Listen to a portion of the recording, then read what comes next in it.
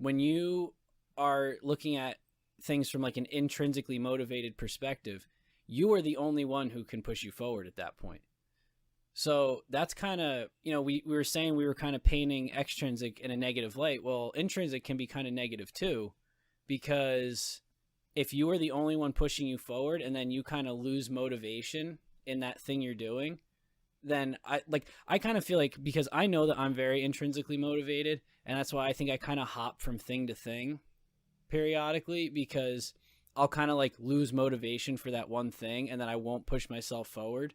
But then that's where it's great to have others behind you, because then they can say like, oh no, you're doing great, like keep doing it, keep pushing forward. So like there is aspects of both that you need. Like you need to have both. You can't just have one. Mm-hmm. If you just have one, you're going to fail. I think that's a really good point, because I know like me personally, I'm intrinsically motivated, and if I lose that motivation for whatever task that I'm doing, it kind of just goes down to a spiral, because guess what? If I don't have motivation, I'm not going to get that motivation back from other people or anything like that. And it becomes a spiral at that point, because how do you get yourself out of that at that point? Right. If you're intrinsically motivated, but you lose that motivation, that's all you have. So you can't really do much at that point, except just kind of like wait until you get that motivation back.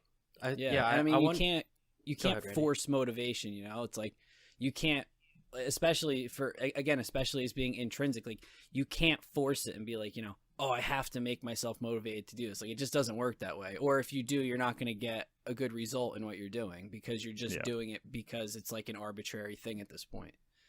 I wonder if there's a direct relationship between like hobbies and work versus intrinsic and extrinsic, because I know like photography right now, it's more of a, like, yes, I want it to be a business, but right now it's more of a hobby.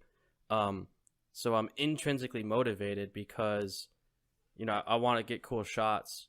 And I haven't even posted half of them. Like I just enjoy taking cool photos. And you enjoy it.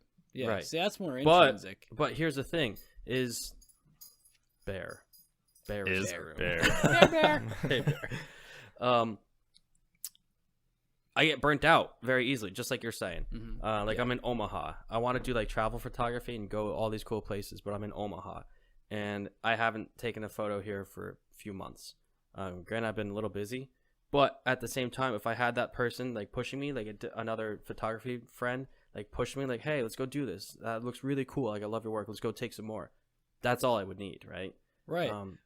Well, actually, based on that point, I'm sorry to cut you off, but I really want to make a good point here, because this was actually something that we talked about a few months ago when you were saying about going to Germany. Yeah. And we were having a conversation in the chat, and you had said, I think going to Germany could really help my photography take off. And I know I said it. I think Talon said it too. We were both like, well, why does going to Germany change that? And we were kind of like, you can get, like, if you find the right shots and set stuff up, like, you could get really cool shots in somewhere as bland as a desert. You can get really cool shots in Omaha. You can really get really good shots in Germany. You just have to find them. Right. That's the thing. So like, I think that's where it's important, where like, as you are intrinsically motivated for the most part with your photography, it kind of takes that little bit of a push from other people sometimes to stay motivated and like stay positive about it. Yeah. So a good point to make is it doesn't matter whether you're like what type of motivation you get your drive from. Motivation is fleeting, right? So we're not always going to be motivated. So, I mean, you can't have motivation without the opposite, right? Unmotivation. Right. So unmotivation is that a word? Unmotivated. We're gonna say unmotivated. Anti-motivation. Anti-motivation. Yeah. So you have to, like, you enjoy photography. You like at the core of it, like why you started, it's because you like it. You found some enjoyment out of it. So maybe taking a step back and then just doing it for the fun of it. I mean, you see a lot of people who are professionals in maybe their specific niche.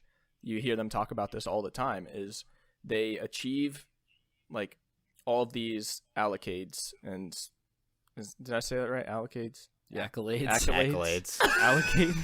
Allocates. It's allocated. Oh my god. Just delete that, Talon. No, he's gonna keep doing it. No. It's So they achieve this great success, right? And then they get to a point where they're like, you know what? At one point, I just started to do it because I enjoyed it.